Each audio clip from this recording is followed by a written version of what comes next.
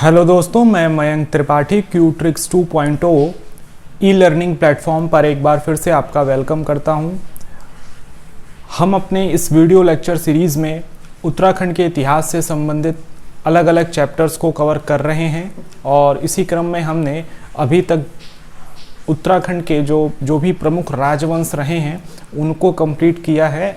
अब हम अपने लास्ट वीडियो लेक्चर से उत्तराखंड के गढ़वाल में जो पंवार राजवंश था उसके बारे में पढ़ना शुरू कर दिया है। तो इसमें हम अभी तक जो भी चीज़ें लास्ट वीडियो में हमने देखा था कि जो गढ़वाल का पंवार वंश है वो एक बहुत बड़ा वंश है और बहुत समृद्धशाली वंश है, ना केवल राजनीतिक घटनाक्रम के हिसाब से बल्कि उसकी जो सांस्कृतिक जड़ें हैं वो भी बहुत व्यापक हैं। तो गढ़वाल राजवंश के बारे में जब हमने पढ़ना शुरू किया है तो उसमें हमने कई सारे चरण देखे थे। उसमें हमने एक चरण देखा था जो कि कनकपाल जो इस वंश का संस्थापक रहा है वहाँ से लेकर अजय पाल के पूर्ववर्ती जो शासक रहे हैं उनका एक चरण है। उसमें भी दो हिस्से हैं, एक वो जो कि कार्तिकेयपुर राजवंश के अंतर्गत सामंत के रूप में शासन करते रहे और दूसरा जो उसमें भाग है वो उन शासकों का है जिन्होंने धीरे धीरे स्वतंत्र होना शुरू कर दिया था। तो अभी तक जो हमने चीज़ें पढ़ी थी वो कल अपने वीडियो लेक्चर में वो हमने एक जो इस वंश का संस्थापक रहा है कनकपाल उसके बारे में हमने कल पढ़ लिया था और उसके बाद हमने एक दूसरे शासक सुरपाल या सुरपतिपाल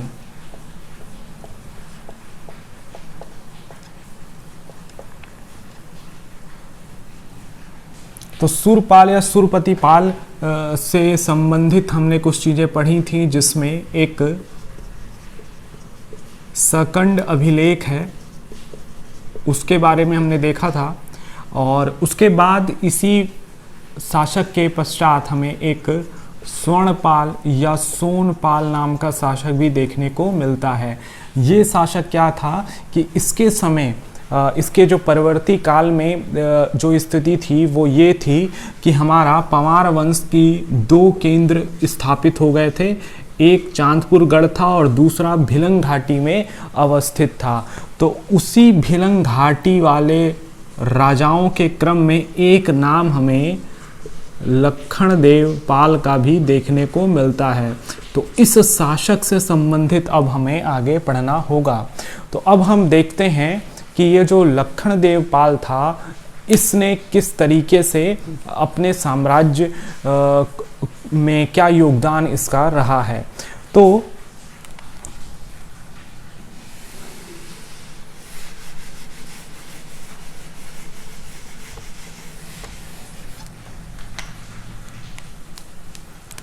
यहाँ हम समझ लेते हैं कि जो गढ़वाल का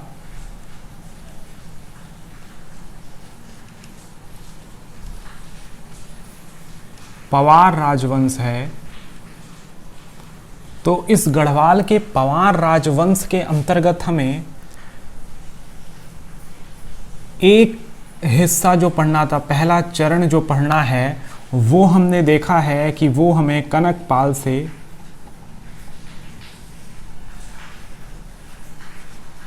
सोनपाल तक का पढ़ना था, जिसको हमने बहुत अच्छे तरीके से अपने लास्ट वीडियो लेक्चर में पढ़ लिया है। अब इसी चरण का जो पार्ट 1 था इसी का एक इस चरण के बाद जो दूसरा चरण आएगा वो लखनदेव पाल से हमें देखना होगा।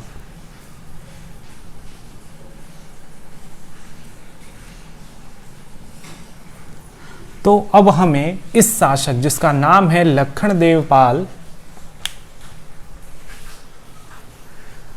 तो इस शासक से हमें आगे की तरफ चीज़ें पढ़नी होंगी। तो सबसे पहले अब हम देखते हैं इसी को लखनदेव पाल को कि ये जो शासक था इसके बारे में हम क्या चीज़ें पढ़ सकते हैं। उसके बाद हमें एक मैं लिस्ट यहाँ बता देता हूँ। लखनदेव पाल के बाद हमें एक जिस शासक के बारे में हमें यहाँ पर देखना होगा, सिर्फ इसको हम नाम के हिसाब से देख सकते हैं। तो वो जो शासक आएंगे वो मुख्य रूप से होगा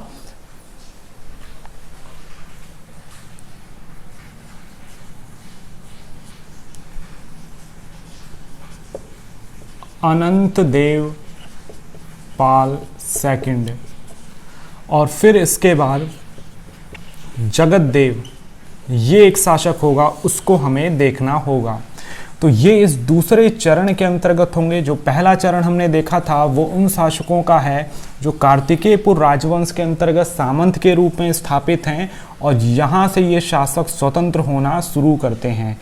तो अब हम ये टेबल हमें वो डायरेक्शन देगी कि हम जिस राजा को पढ़ रहे हैं उस राजा की जो साम्राज्य था उसकी बुनियाद किस पर टिकी हुई थी।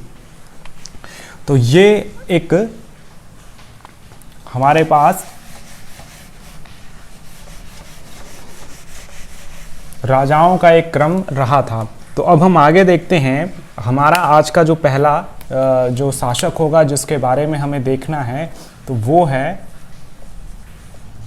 लखन देव या लक्ष्मण देव पाल। तो ये है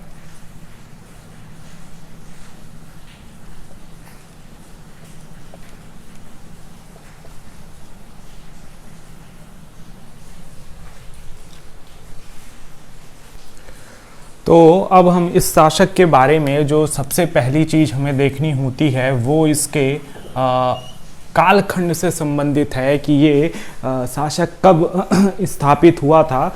तो इसने लगभग 23 साल 1310 से लेकर 1333 ईस्वी के बीच में शासन किया था। तो इसने कुल मिलाकर हम देख सकते हैं यहाँ पर 23 वर्षों का शासन रहा। दिल्ली सल्तनत की स्थापना उस समय हो चुकी थी। तो ये उस समय दिल्ली शासकों के साथ उसका समकालीन रहा होगा। इससे जुड़े हमारे पास किसी तरह के कोई ताम्रपत्र अभिलेख देखने को नहीं मिलते हैं, लेकिन हमें पता है कि ये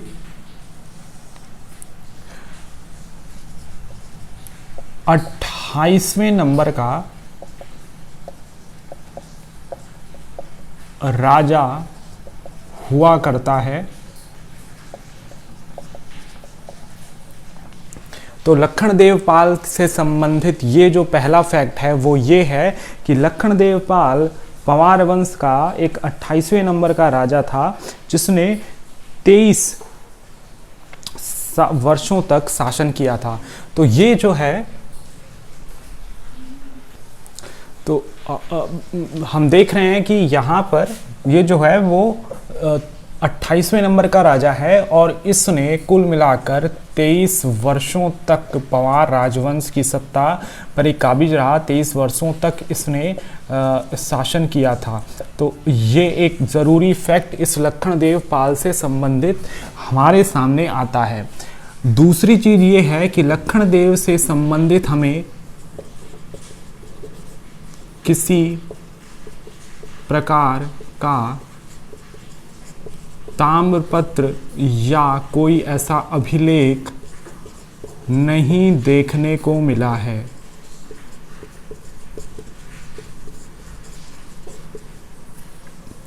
तो ये भी एक जरूरी फैक्ट है कि लखन देव पाल से संबंधित हमारे पास अभी कोई भी ऐसा ताम्रपत्र या अभिलेख देखने को नहीं मिला है। तो लखन देव पाल की ऐतिहासिकता कैसे सिद्ध होती है? तो ये दूसरी चीज़ है कि इसकी ऐतिहासिकता कि इस नाम का राजा सच में हुआ था या सिर्फ वंशावलियों में उल्लेखित है। तो इसकी ऐतिहासिकता इसके द्वारा जो ताम्र मुद्रा जारी की गई थी उससे होती है। ये ताम्र मुद्रा जो है, ये ताम्र मुद्रा अपने आप में एक बहुत ज़रूरी दस्तावेज है, एक ज़रूरी पुरातात्विक सामग्री है। और इसके पूरा भाग में यहाँ पर लिख रखा है लक्ष्मण देव। तो ये एक तरह से टिहरी राज्य का जो अभिलेखागार है वहाँ पर ये मुद्रा देखी गई है, रखी गई है। तो ये लक्ष्मण देव को उसी पंवार राजाओं की ही सूची में शामिल करना उचित है। और इस राजा से जुड़ा हुआ ये एक महत्वपूर्ण भाग है कि लक्ष्मण देव ने ये पहला शासक था जिसकी हमें ताम्र मुद्रा देखने को मिलती है। तो लक्ष्मण देव पाल से संबंधित हमें भले ही कोई ताम्रपत्र ना देखने को मिला हो, लेकिन उससे संबंधित हमें एक ताम्र मुद्रा देखने को जरूर मिलती है। तो ये एक इससे जुड़ा हुआ एक जरूरी फैक्ट है। तो प्रश्न पूछा जा सकता है कि जो लक्ष्मण देव पाल हैं इनमें से किस शासक, जैसे ऑप्शन में आ सकता है कि इनमें से किस शासक से जुड़ा हुआ हमारे पास ताम्र मुद्रा मिलती है सबसे पहले, तो उसमें हमें लक्ष्मण देव पाल को टिक करना पड़ेगा। लक्ष्मण देव पाल से संबंधित एक दूसरी चीज यहाँ पर यह भी समझ में आती है कि यहाँ पर राजा अपने नाम पर मुद्रा, ये देखिए ये 1.5 सेंटीमीटर व्यास वाला सिक्का हुआ करता था। तो ये तांबे का सिक्का हुआ करता था जो कि लक्ष्मण देव पाल ने जारी किया था। इसका मतलब ये है कि लक्ष्मण देव पाल, ये 14वीं सदी चल रही है, 14वीं सदी तक आते आते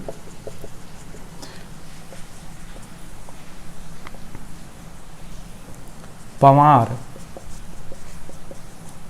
राजाओं ने अपनी सामंत की जो भूमिका थी, सामंत की भूमिका त्याग दी और वो स्वतंत्र राजा के रूप में शासन करने लगे। तो ये हम देख रहे थे पहले कि जब हमने कनक पाल के बारे में पढ़ा था तो कनक पाल से संबंधित ये हमारे पास जानकारी है कि वो उसकी ऐतिहासिकता थी, लेकिन 888 ईस्वी जो थी 888 ईस्वी जब पंवार वंश की स्थापना हुई तो उस समय उत्तरी गढ़वाल के कार्तिकेयपुर नामक स्थान पर हमें एक बड़ा साम्राज्य उत्तराखंड का देखने को मिला था, कार्तिकेयपुर राजवंश। तो उसके अधीन ही ये सारे जो छोटे छोटे राज्य थे, उस समय चांदपुर गढ़ एक महज गढ़ ही था जिस पर कनकपाल का शासन था, तो वो सामंत के रूप में ही स्थापित था। अब उसके परवर्ती राजा जो थे सुरपति पाल या स्वर्णपाल, वहाँ तक चीज़ें अलग रहीं। फिर उसके 2 हिस्से हुए, भिलंग घाटी में शासन होने लगा। तो उसी में लक्ष्मण देव पाल तक आते आते हम देख रहे हैं कि ये राजा अपनी मुद्रा जारी करता है। इसका मतलब ये हुआ कि उस राजा ने इतनी स्वतंत्रता हासिल कर ली कि वो अपने नाम से मुद्रा जारी कर सके, क्योंकि अगर वो सामंत होता तो उसको कार्तिकेयपुर राजवंश के राजाओं द्वारा जो मुद्रा जारी की गई है उसी को अपने राज्य में भी प्रचारित करना पड़ता, विनिमय का माध्यम बनाना पड़ता। लेकिन कोई राजा तभी मुद्रा जारी करता है जब वो स्वतंत्र हो।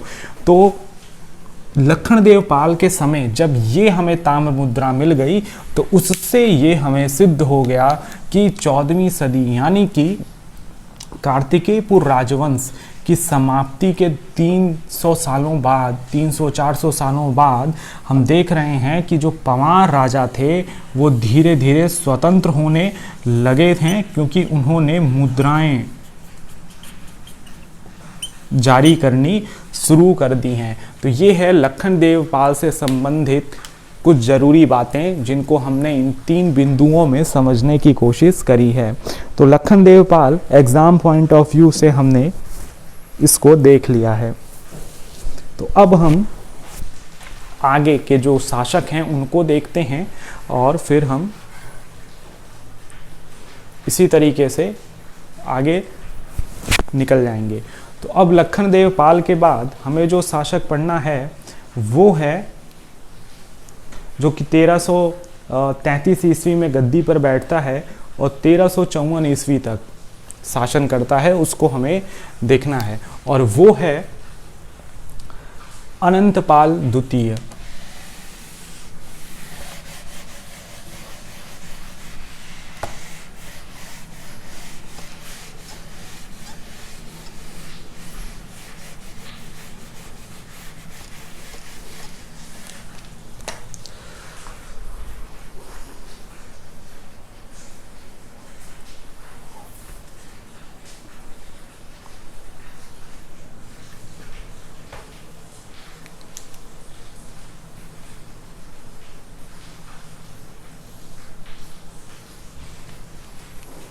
तो इसको देखेंगे तो हमारे पास अब जो अगला राजा आएगा वो है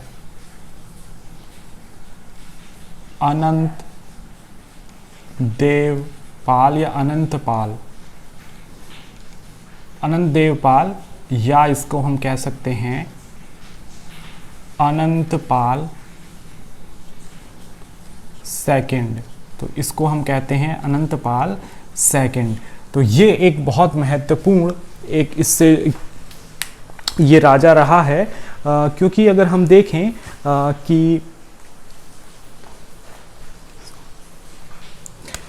ये जो राजा है, अब इससे जुड़े हुए भी 2-3 बहुत ज़बरदस्त फैक्ट हैं। तो इससे अगर हम देखें तो इससे पहले अभी हमने लखन देवपाल देखा था, तो वो 28वें नंबर का राजा था। अगर हम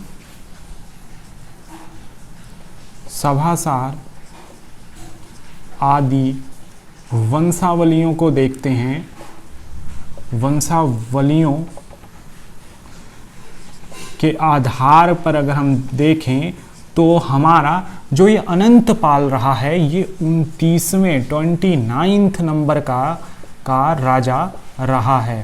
तो ये 29 नंबर का राजा रहा है अनंतपाल या अनंत देवपाल। और इस राजा की विशेषता ये है कि इसका शासनकाल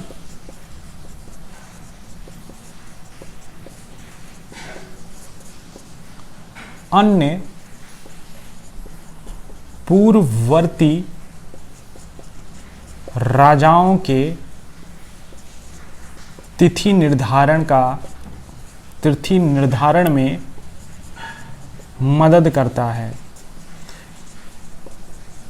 मतलब इससे पहले के जो राजा हुए हैं उन्होंने किस तरीके से अपना शासन किया, कौन से टाइम पीरियड में उन्होंने शासन किया, उसको अगर जानना है तो हमें अनंतपाल के समय जो कुछ एक हम देखेंगे कि एक हमें शिलालेख मिलता है, उसके आधार पर हम ये निर्धारित करते हैं। तो हम यहाँ पर समझ सकते हैं कि अनंत देवपाल के समय का जो राज्यकाल था वो उससे पहले के राजाओं के बारे में भी उनकी तिथि क्रम को निर्धारित करने में हमें मदद करता है।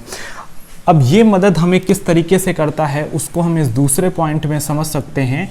और ये दूसरा पॉइंट ये कहता है कि अनंतपाल द्वितीय के समय मंदाकिनी घाटी में,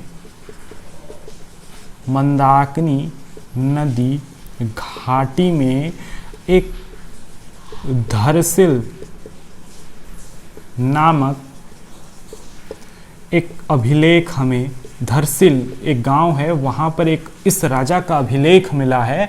तो धरसिल नामक ग्राम में एक हमें अभिलेख मिला है। तो वो अभिलेख का नाम क्या हो जाएगा? धरसिल अभिलेख। तो ये हमें समझना है कि जो धरसिल अभिलेख है, धरसिल अभिलेख वो किस राजा का है? तो वो हमारे अनंतपाल द्वितीय का है, अनंतपाल द्वितीय का है, जिसमें इसकी जो तिथि लिखी है वो 1335 ईस्वी लिखी है।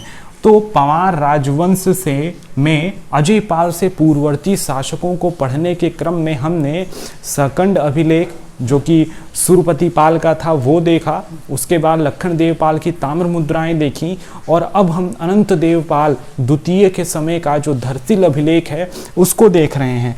तो धरसिल अभिलेख की जो तिथि है वो 1335 है। तो इसके आधार पर हम देखते हैं कि अनंत देवपाल का जो शासन क्रम है वो 1333 से लेकर 1354 तक लगाया गया है। तो ये एक तरीके से अनंतपाल जो था, इसका मतलब है कि 1333 में बैठता है, तो इसका मतलब सीधे यही है कि ये लखन देवपाल का या लखनपाल का उत्तराधिकारी रहा होगा। तो ये अनंत देवपाल का एक अनंत देवपाल लखन देव का उत्तराधिकारी रहा होगा। और इसके समय की जो महत्वपूर्ण अभिलेख है जानकारी के मकसद से वो हम देख रहे हैं, वो है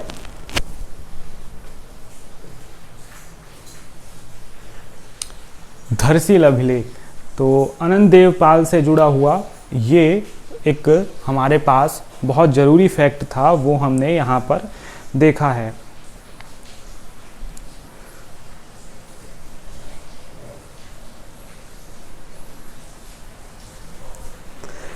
तो अब हम यहाँ पर खुद ही देख पा रहे हैं कि धीरे धीरे इन शासकों का, क्योंकि मंदाकिनी नदी घाटी और चांदपुर गढ़ी, तो ये थोड़ा डिफरेंस है। तो हम देख रहे हैं कि अब खुद ब खुद इस साम्राज्य का विस्तार होते जा रहा है।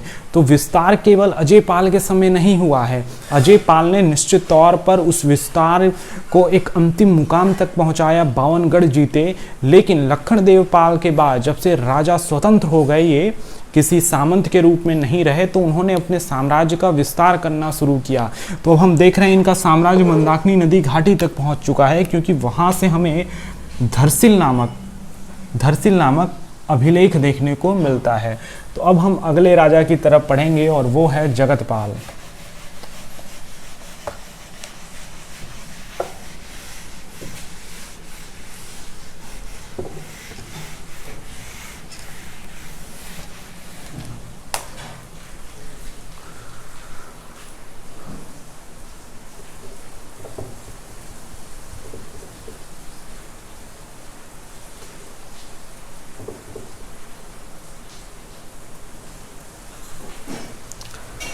तो इस राजा के बारे में हमें बहुत अच्छे तरीके से देखना है। तो अगला जो हमारा राजा है ये है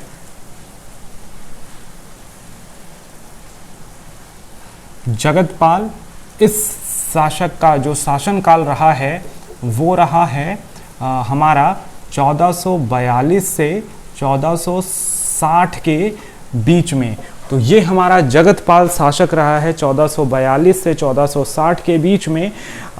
इस राजा से भी जुड़ी हुई कई सारी चीज़ें हमें देखनी हैं और पवार राजवंश के स्रोत के रूप में स्रोत को समझने के लिए इसके समय पर भी एक ताम्र शासन अभिलेख जारी हुआ है, शासनादेश है तांबे के एक प्लेट पर, और उससे भी इसकी तिथि के बारे में हम कुछ अंदाज़ा लगा सकते हैं।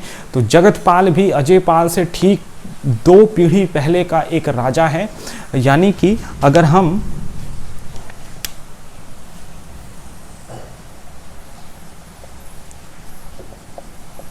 सभासार जैसे कुछ वंशावलियां हैं, सभासार आदि वंशावलियों में वंशावली के आधार पर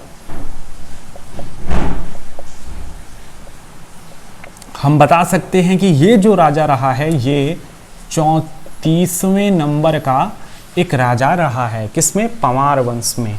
तो पंवार वंश का 24वें नंबर का राजा जो जगतपाल रहता है, उससे संबंधित हमें ये समझना है कि ये जरूरी एक फैक्ट है कि ये अजय पाल के ठीक पहले का महत्वपूर्ण राजा रहा है। ये एक एक्सटर्नल एक लाइन है, इसको हम समझ विकसित करने के आधार पर इसको रख सकते हैं। दूसरा हम यहाँ पर ये देखते हैं कि जगतपाल का शासन काल हमें क्यों हम पढ़ रहे हैं, तो वो है इस अजय पाल, जिसको बहुत ज़्यादा विद्वान कहते हैं कि ऐतिहासिक दृष्टिकोण से वो जरूरी है, उसी की ही एक ऐतिहासिकता है, उससे पहले के राजाओं की नहीं है। लेकिन ठीक उसके पहले के राजा एक जगतपाल का हमें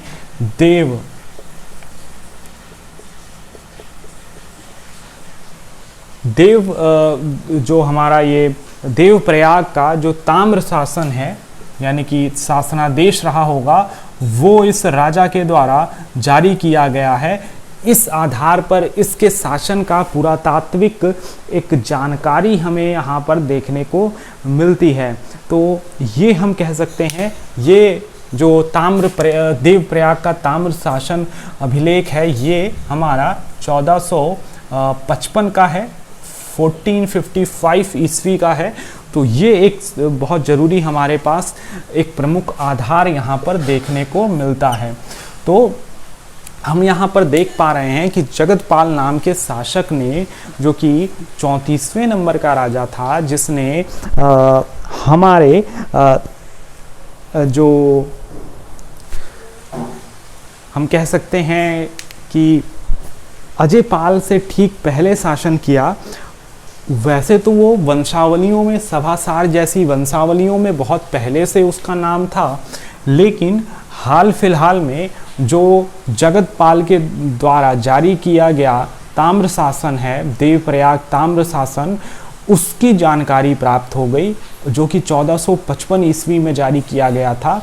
तो अजय पाल के ठीक पहले, 2 पीढ़ी पहले के राजा के द्वारा जारी किया गया ताम्र शासन प्राप्त होने के कारण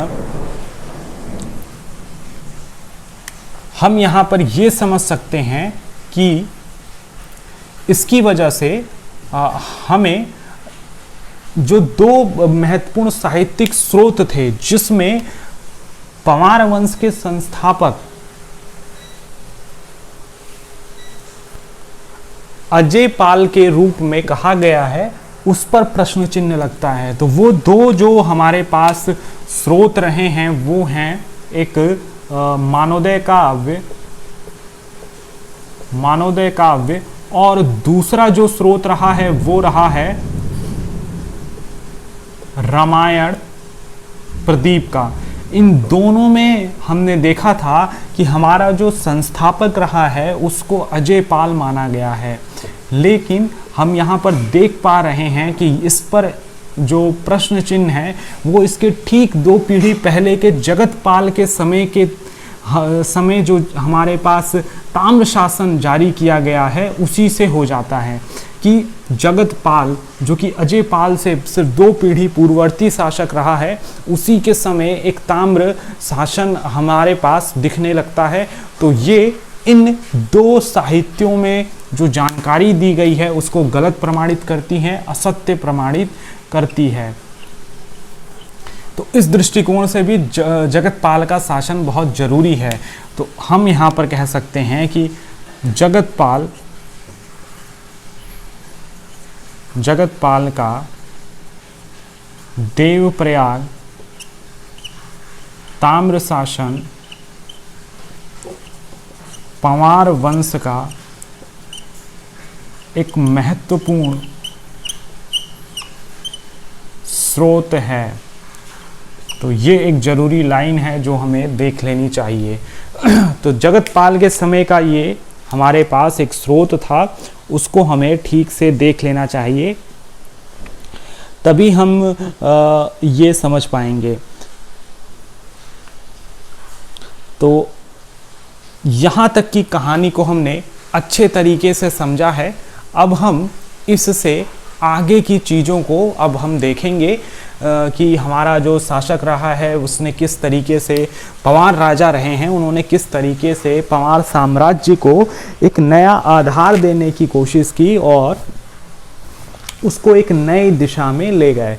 तो अब हम जगतपाल के बाद के कुछ राजाओं को समझेंगे और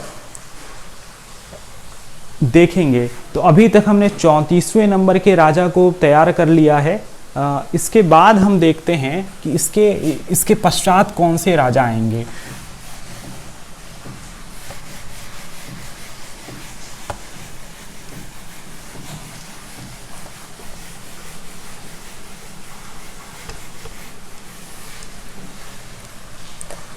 देखें, जो जगतपाल है, इस जगतपाल के पश्चात हमें 2 राजा, एक का नाम है जीतपाल और दूसरे का नाम है आनंद पाल सेकंड।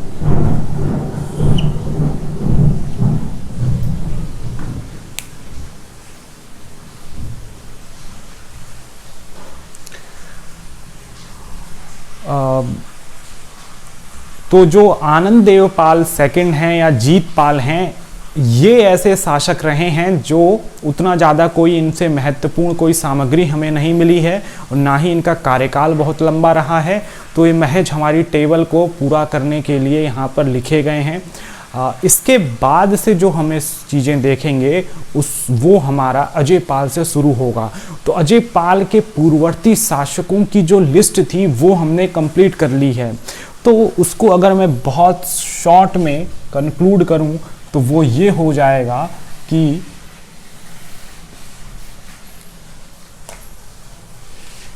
यहां हम देख सकते हैं ये हमारा एक शासक रहा है कनकपाल, और यहां हमारा शासक रहा है अजयपाल। ये देखिए, याद करने के कुछ तरीके होते हैं। एक ही चीज़ को 2-3 लेयर्स में अलग अलग फॉर्म में अगर पढ़ा जाएगा तो वो लंबे समय तक याद रहेंगी। तो यहाँ पर हम पहले 2 किनारे बना लेते हैं, एक कनकपाल और दूसरा हमारा जो सिरा होगा वो अजयपाल तक जाएगा। अब हम इसके बीच में बस शासकों के नाम लिखते हैं और कहानी वहाँ से हमें कंप्लीट हो जाएगी। तो पहले कनकपाल से जुड़ा हुआ, या हम यहाँ पर ये समझ सकते हैं कनकपाल, उसके बाद सुरपाल या सुरपति पाल भी हमने देखा था। फिर उसके बाद हमें एक सोनपाल शासक हमने पढ़ा था। फिर उसके बाद हमने एक शासक लक्ष्मणदेव पाल पढ़ा।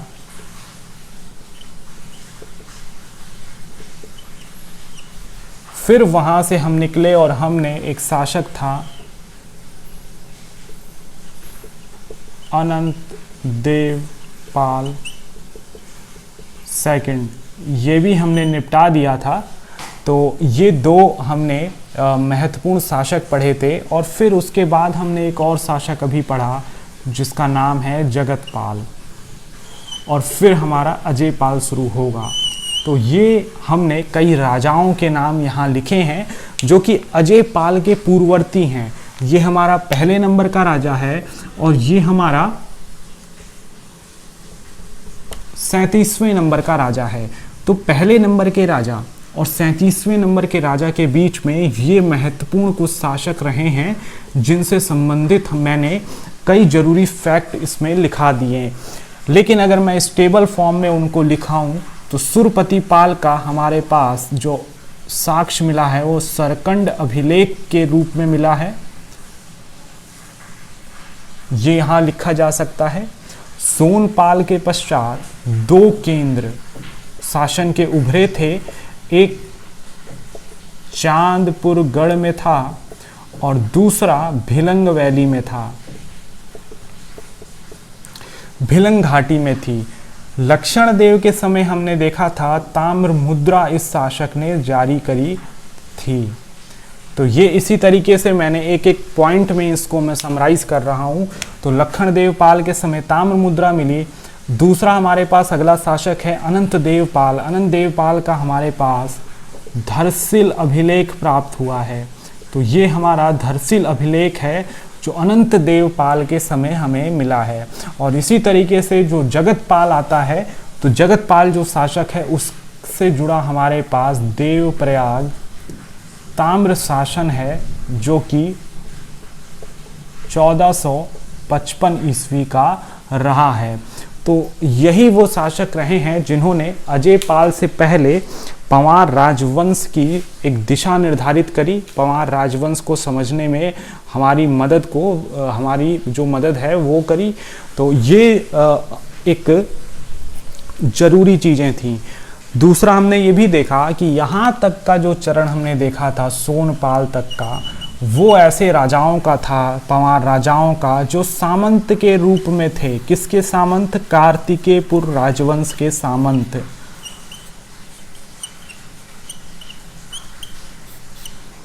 कार्तिकेयपुर राजवंश के ये सामंत रहे थे। जबकि लक्ष्मणदेव पाल जिसने मुद्रा जारी कर दी, फिर इन लोगों के धरसिल अभिलेख हमें मंदाकिनी घाटी में मिलने लगा, देवप्रयाग तक शासन हमें देखने को मिल गया। तो इस तरीके से उत्तरी गढ़वाल, मध्य गढ़वाल का बहुत बड़ा पोर्शन इनके अधीन आते दिखता है। और फिर अजयपाल ने तो 52 गढ़ ही जीत लिए, तो वो अलग है। लेकिन यहाँ पर हम देख रहे हैं कि ये शासक जो होते हैं वो स्वतंत्र अपना शासन स्थापित करने लगते हैं। तो ये एक टेबल थी जो हमें नोट्स मेकिंग के पॉइंट ऑफ व्यू से समझनी बहुत ज़रूरी थी, और इसको हमने यहाँ पर देखा। अब हम इसके आगे जो चरण दूसरा है जिसमें कि हमें अब पंवार वंश के विस्तार काल को देखना है। अजयपाल के पश्चात आने वाले शासकों जैसे कि खुद अजयपाल है, उसके बाद हमें एक बहुत महत्वपूर्ण शासक आएंगे सहजपाल, उनको देखना होगा। फिर उसके बाद हमें मानशाह को देखना होगा। तो इस तरीके से फिर बलभद्र शाह होंगे। तो इस तरह के कई शासक अब आते जाएंगे और उनको हमें तैयार करना होगा। तो अजय पाल से पहले के जो शासक हैं जिनके बारे में बहुत कम जानकारी है, कई जगह उनको बहुत डिटेल से भी नहीं पढ़ाया जाता है। कई लोग अगर हम देखें तो जब कई जगह भी ऐसी स्थिति है कि अगर पंवार वंश को पढ़ाने की बात होती है तो लोग कनकपाल से शुरू करते हैं और फिर सीधे कूद के अजयपाल पर चले जाते हैं। लेकिन वहाँ परीक्षा में प्रश्न आ गया कि पंवार शासन के समय जारी धरसील अभिलेख किस शासक से जुड़ा हुआ है, तो उसका उत्तर देना बहुत कठिन पड़ जाएगा। तो ये जो है हमारे पास ये हमारे पास जरूरी है अजय पाल से पहले के राजाओं को पढ़ने के क्रम में। तो यहाँ से ये गाड़ी जो है ये हमारी अजय पाल तक पहुँच चुकी है। तो अब आगे हम देखते हैं अजय पाल, हमारा हेडिंग होगा और उसको पढ़ने की हम उससे संबंधित जो फैक्ट हैं वो हम यहाँ पर लिखेंगे।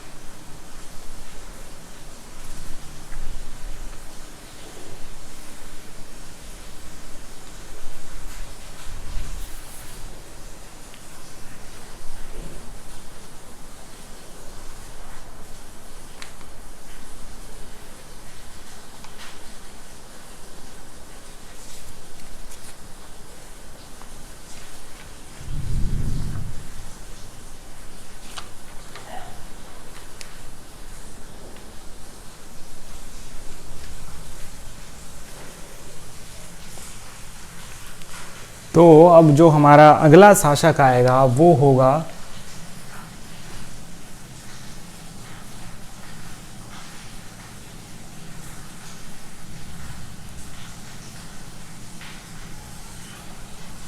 अजय पाल। तो अभी तक हमने जो देखा था वो पंवार वंश जो था वो धीरे धीरे अपना साम्राज्य विस्तार करने लगा था, लेकिन अभी भी अजय पाल के समय हमारे पास सामने गढ़वाल में कई छोटे छोटे गढ़ विद्यमान रहे थे। तो उन गढ़ों को किस तरीके से अजय पाल ने जीता उसकी भी कहानी है, लेकिन वहाँ से बहुत ज़्यादा प्रश्न नहीं बनते हैं। उन 52 गढ़ों के भी नाम हमें नहीं याद करने हैं। कुछ प्रमुख गढ़ हैं, वहाँ के कुछ शासक हैं, उनको अगर हम देख लें तो हमारा काम चल जाएगा। तो उसी क्रम में हम उनको पढ़ेंगे। तो अजय पाल से संबंधित जो पहला फैक्ट है वो ये है कि ये पंवार वंश का या पंवार वंशावली में अधिकांश पंवार वंशावलियों में ये 37वें क्रम का राजा हुआ करता था। 37वें क्रम का राजा हुआ करता था और इस 37वें क्रम के राजा पर एक हम प्रश्न चिन्ह लगा दे सकते हैं, क्योंकि कुछ ऐसे हमारे पास स्रोत हैं जैसे कि रामायण प्रदीप, जैसे कि मानोदय काव्य, जिसमें इसे इस वंश का संस्थापक माना गया है।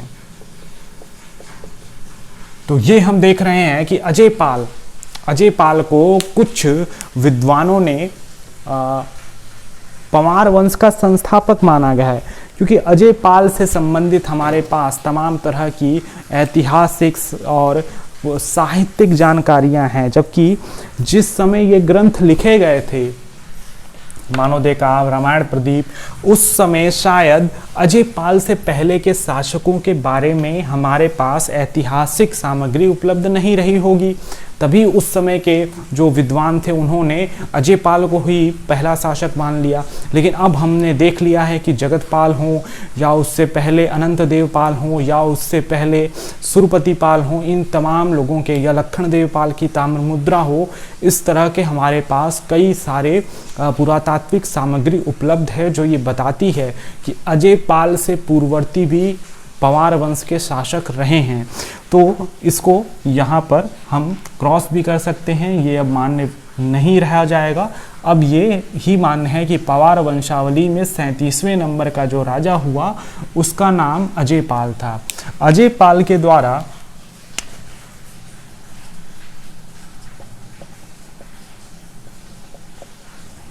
अजय पाल के द्वारा 52 गढ़ों, या इसको हम ऐसे कर सकते हैं कि अजय पाल के द्वारा अपने साम्राज्य के विस्तार को अंतिम रूप दिया गया।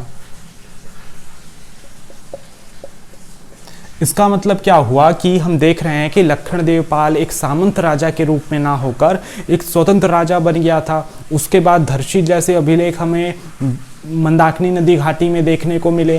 तो इसका मतलब है कि अब इस साम्राज्य का विस्तार हो रहा है। लेकिन अजय पाल ने क्या करा, इस विस्तार को एक नई ऊंचाई पर ले गया। उसने 52 गढ़ जीत लिए। अब वो उसमें से हमें कुछ गढ़ों के नाम पता होने चाहिए। तो एक हमारे पास जो गढ़ था, जो कि पवार राजा हमारा जो अजय पाल है उसके समय पर हमारे पास सामने था, वो है पैनखंडा का जुमलागढ़।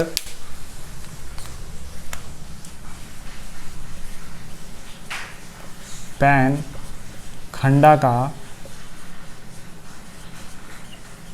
जुमलागढ़, यानी कि जुमलागढ़ एक हुआ करता था। दूसरा जो महत्वपूर्ण यहाँ पर हमें गढ़ देखने को मिलेगा वो है भिलंग क्षेत्र में कोलीगढ़।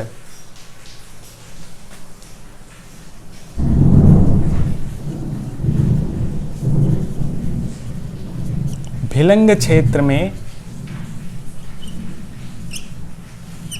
कोलीगढ़, तो ये दूसरा महत्वपूर्ण गढ़ है। इसी तरीके से कुछ अन्य गढ़ भी हैं।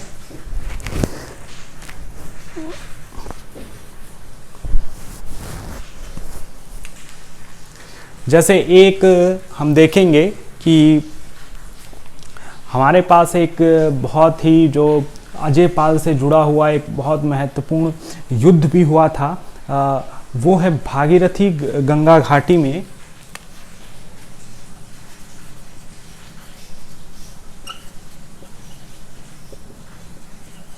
भागीरथी गंगा घाटी में जो हमारा उप्पूगढ़ है उसकी बात हम करते हैं। उप्पूगढ़ ये एक गढ़ रहा है।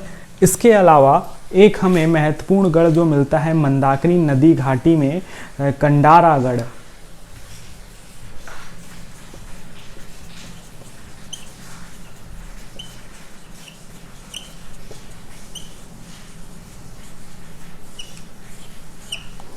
तो ये कुछ 3-4 ऐसे मैंने गढ़ लिखाए हैं उन 52 गढ़ों में से, जो किसी न किसी रूप से बहुत महत्वपूर्ण रहे हैं और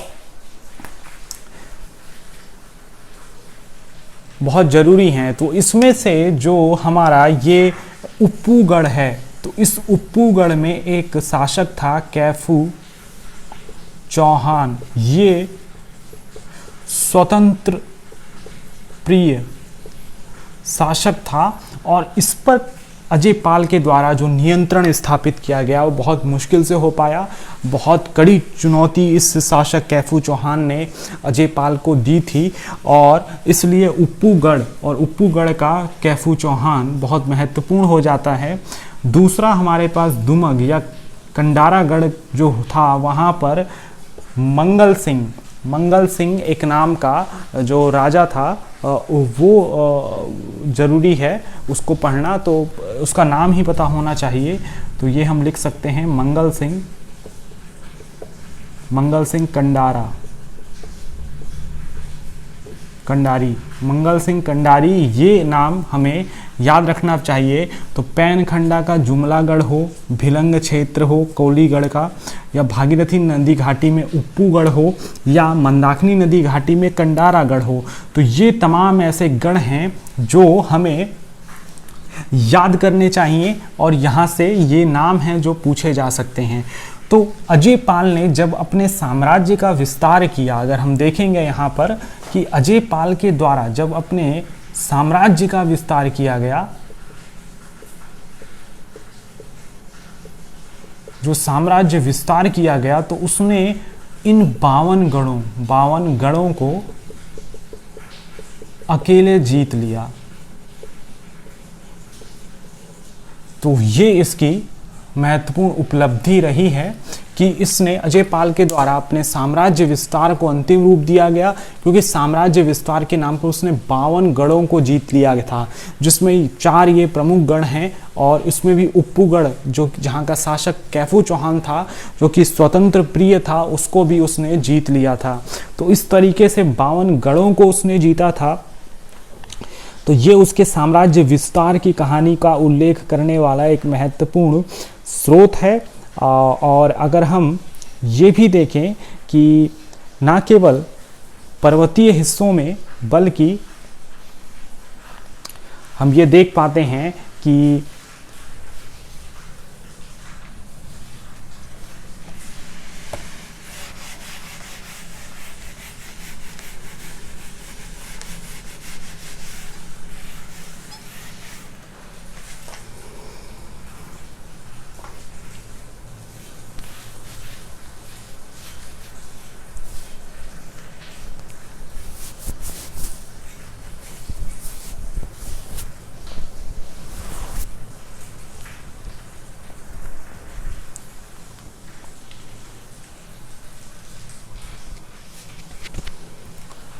तो ये जो हमें समझ में यहाँ पर आ रहा है वो ये आ रहा है कि इसने अपने साम्राज्य विस्तार का एक जो रूप हमें दिखने को मिला वो ये कि इसने सबसे पहले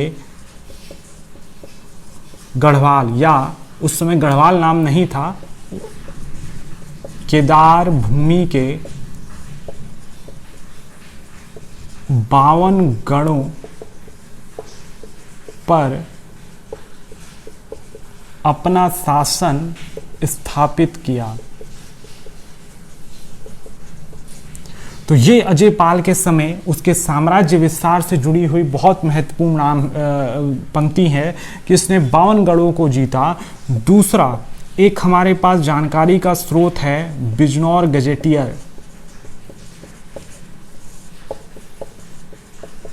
तो इस गजेटियर से ये पता चलता है कि उसने न केवल गढ़वाल के उत्तरी, मध्य, पूर्वी हिस्सों पर अपना आधिपत्य स्थापित किया, पश्चिमी हिस्सों पर अपना आधिपत्य स्थापित किया, बल्कि उसने दक्षिणी हिस्सों पर, जो कि सहारनपुर, मुजफ्फरनगर के उत्तरी भाग रहे थे, उनकी जानकारी हमें बिजनौर गजेटियर से प्राप्त होती है कि वो भी क्षेत्र अजय पाल के अधीन रहे थे। तो बिजनौर गजेटियर ये बताता है कि अजय पाल के अंतर्गत सहारनपुर के भी कुछ भाग आते थे, उसके साम्राज्य के अंतर्गत आया करते थे।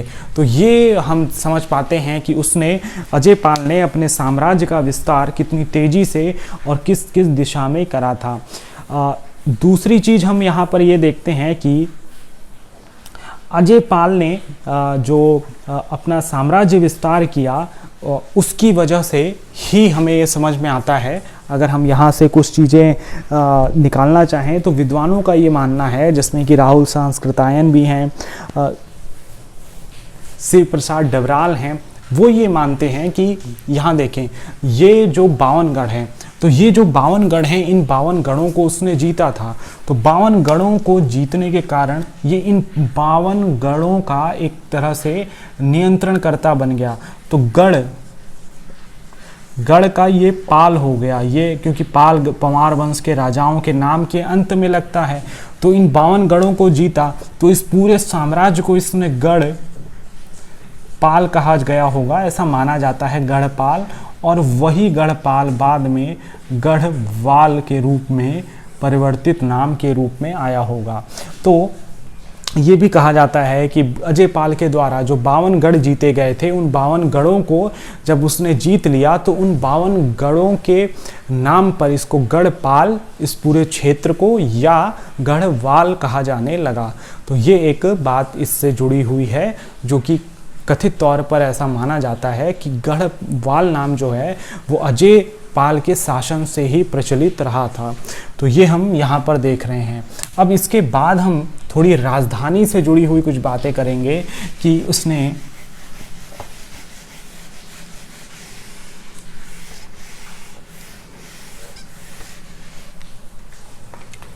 देखें, इससे पूर्ववर्ती अगर हम देखेंगे तो जो हमारा पंवार साम्राज्य रहा था, इस पंवार साम्राज्य की राजधानी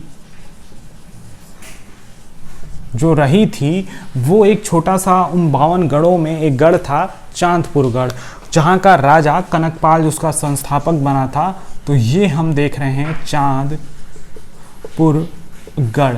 ये कहाँ है? ये चमोली,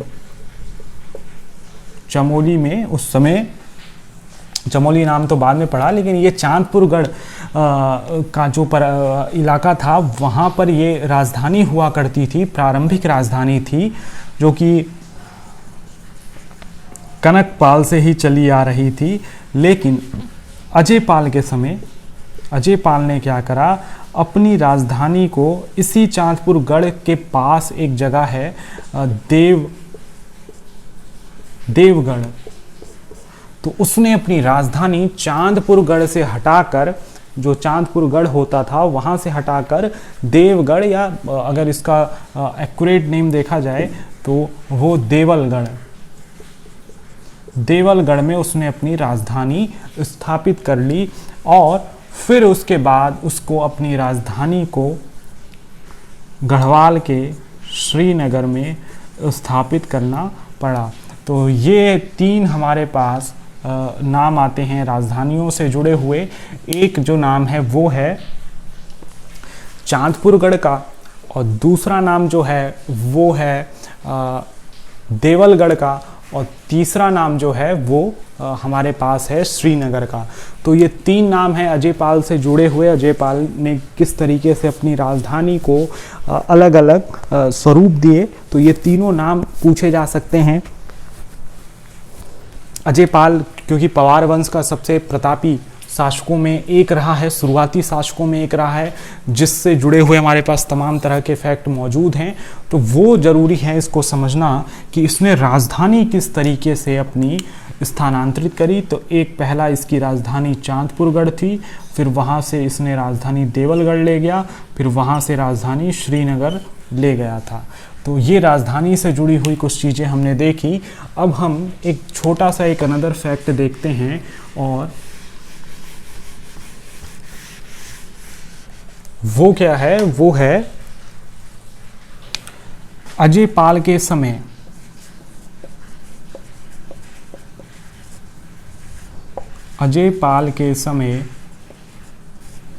किस कुमाऊं के राजा ने आक्रमण किया था गढ़वाल पर, तो वो हमें पता होना चाहिए।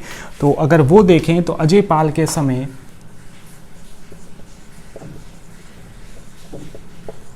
कुमाऊं के चंद्र राजा, कौन? कीर्ति चंद्र। एक कीर्ति शाह हैं जो बाद में गढ़वाल के ही, जब टिहरी रियासत पढ़ेंगे तब नाम आएगा। तो कीर्ति चंद्र का हमला हुआ था, कीर्ति चंद्र का आक्रमण हुआ था गढ़वाल पर।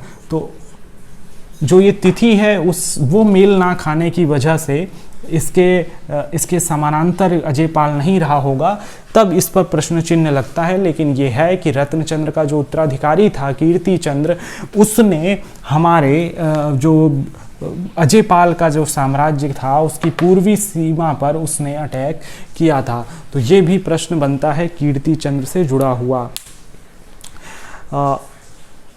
ये कुछ ऐसे चीज़ें थी जो हमें पढ़नी थी, और इसको हमने बहुत अच्छे तरीके से यहाँ पर देख लिया। अब अगर हम बात करें तो अब हमें कुल मिलाकर इस अजय पाल के समय जो शासन प्रबंध रहा है उसको देखना होगा। तो अगर हम इस शासक की बात करें तो इससे जुड़े हुए कई तमाम फैक्ट हमने अजय पाल के समय के देखे हैं। अब इससे संबंधित जो शासन प्रबंध है उसको हमें देखना होगा। तो अजय पाल के समय जो हमारा शासन प्रबंध रहा है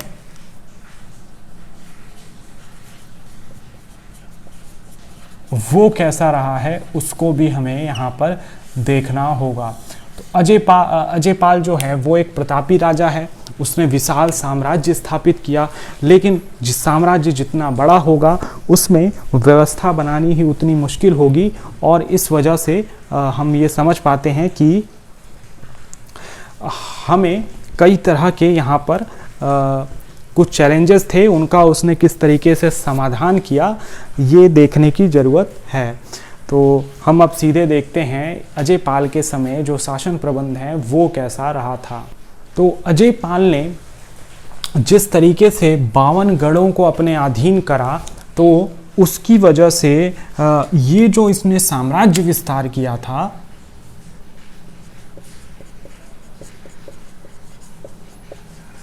जो उसके समय ये जो साम्राज्य विस्तार हुआ था इसकी वजह से उसके लिए एक शब्द है अजय पाल का ओड़ा। अजय पाल का ओड़ा एक शब्द आता है कि अजय पाल का जो सीमा स्तंभ था वो कैसा था।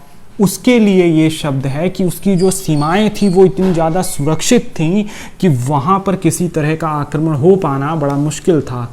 तो ये है अजय पाल से संबंधित एक बहुत ज़रूरी बात। दूसरा, इसके समय जो इस वंश की कुल देवी थी उनका नाम जरूरी है यहाँ पर।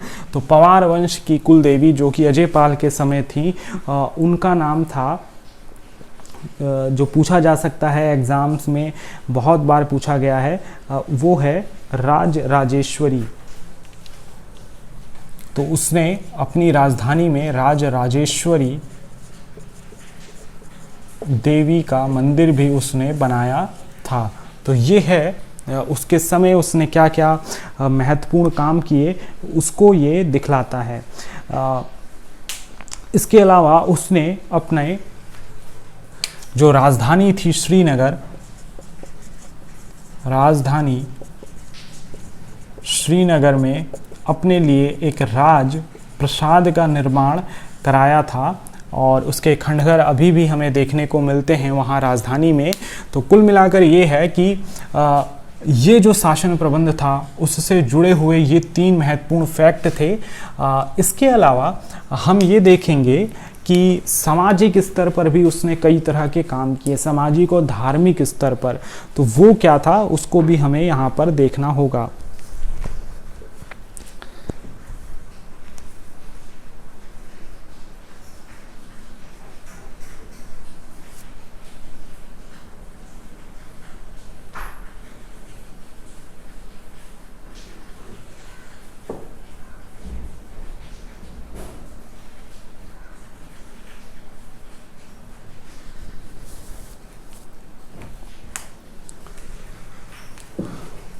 तो देखें, उस समय अगर हम गढ़वाल के समाज की बात करें, अगर हम अजय पाल के समय अगर हम गढ़वाल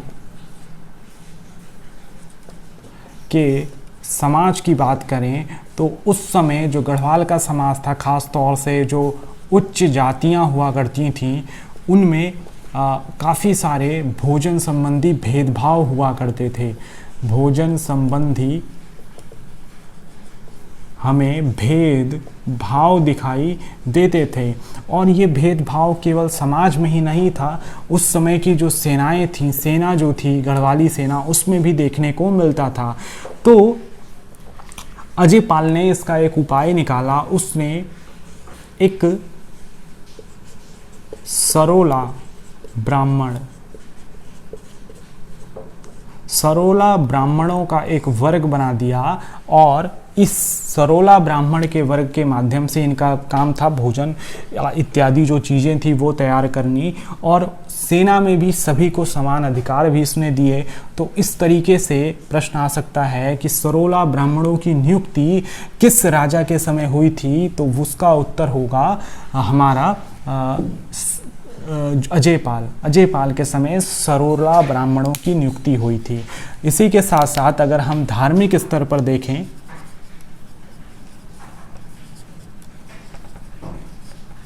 तो जो हमारा अजयपाल है ये नागपंथ, जो कि गोरखनाथ के नाम पर है, तो नागपंथी संप्रदाय को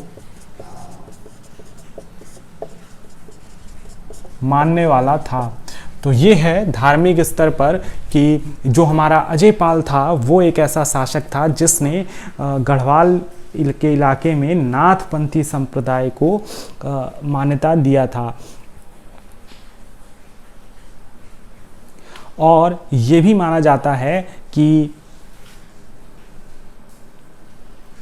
वो खुद अपने आप में इन नाथ पंथियों में से एक रहा था।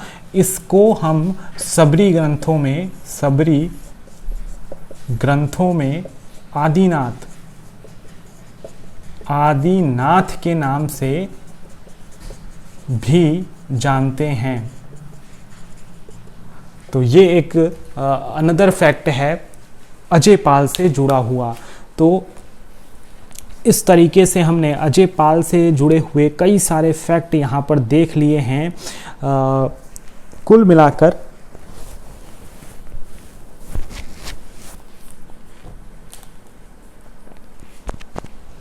ये हम यहाँ पर देख रहे हैं कि ये जो शासक रहा है अजयपाल, इसने ना केवल राजनीतिक स्तर पर, राजनीतिक घटनाक्रम, युद्ध के स्तर पर 52 गढ़ों को जीतना और बाकी सारी चीज़ें जो थी उसमें महारत हासिल की, बल्कि उसने धार्मिक और सामाजिक स्तर पर भी कई तरह के काम किए। तो उनकी भी एक सूची थी जो मैंने बता दी है। इसके अलावा हम ये देखेंगे कि इसके समकालीन कौन कौन से राजा रहे हैं। तो अगर हम उसको देखें, ये भी एक प्रश्न बन सकता है कि गढ़वाल के शासक अजयपाल के समय इनमें से कौन समकालीन राजा रहा है। तो अजयपाल अगर था तो उस समय हम देखेंगे कुमाऊं में, यहाँ हम देख सकते हैं कि अजयपाल के समय कुमाऊं में, तो अभी हमने युद्ध की बात करी तो वहां से हम निकाल सकते हैं कीर्ति चंद्र, दूसरा प्रताप चंद्र, और तीसरा एक शासक है भीष्मचंद्र। तो ये 3 शासक हैं जो इसके समकालीन माने जाएंगे। किसके? अजयपाल के। अजयपाल के कालीन ये 3 शासक रहेंगे जिनके बारे में हमें थोड़ा बहुत यहाँ पर देखना पड़ेगा। तो ये हमने कीर्तिचंद से जुड़े हुए 3 शासकों की सूची यहाँ पर देखी है। तो हमारा अजयपाल भी यहाँ पर कंप्लीट होता है। तो इस तरीके से कनकपाल से लेकर अजयपाल तक के शासकों के क्रम को हमने यहाँ पर देख लिया। तो अब हम अजयपाल के पश्चात जो असली अब हमारे पास राजाओं का क्रम आएगा, जहाँ से प्रश्न बनते हैं और उनको हमें ठीक से देखना होगा, वो हम इसके बाद ठीक से समझेंगे। तो इस तरीके से जितना भी आज हमने देखा है, वो जितना भी पोर्शन हमने देखा है वो एग्ज़ाम पॉइंट ऑफ व्यू से बेहद महत्वपूर्ण था।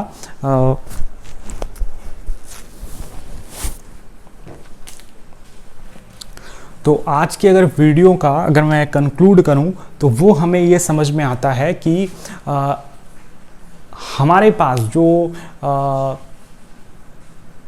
पंवार वंश रहा है उसमें अजयपाल से पहले के जो राजा रहे हैं उनके ताम्रलेख, उनकी मुद्राएं, उनके बारे में उनकी ऐतिहासिकता को सिद्ध करने वाले एक महत्वपूर्ण साधन हैं।